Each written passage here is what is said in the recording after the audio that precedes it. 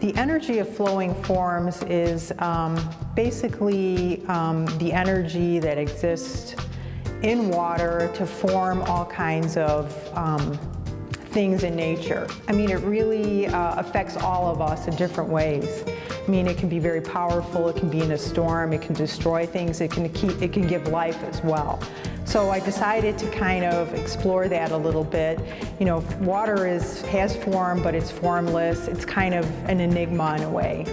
The idea for this show and the series of drawings came from just my general interest in nature. I wanted to get more into the essence of some of the power in nature, and the only way that I could think of doing that, besides drawing a very literal representation of a mountain or a waterfall, was to try to go towards abstraction.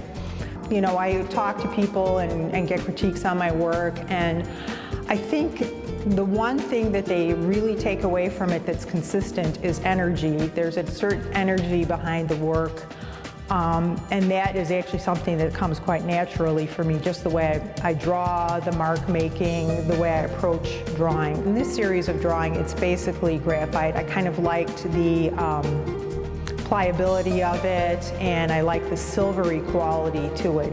My conscious metaphor was water, but I think you could see wind, you can see you know, sort of maybe even weather patterns in some of these drawings.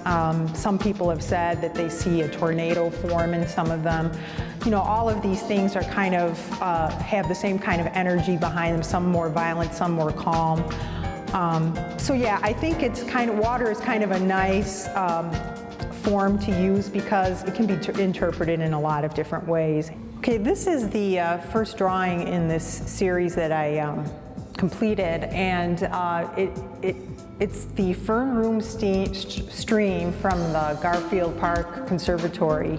So it's still pretty based in, you know, realism. You could tell there are rocks, or at least I think you could tell there are rocks with water flowing around it, and there's somewhat of an attempt to you know, show the forms, and you know, so you could feel the rocks and the stones in space. Okay, and this is a drawing that was done in the middle of the entire series. I just concentrated on the water flowing around the forms, trying to get a little bit more abstract, so you can just get an impression of, and use your imagination as to what's under there. I mean, to me, it's just simply a waterfall of some sort, but you know, I just wanted to show the complexity of all the various energy forms coming together.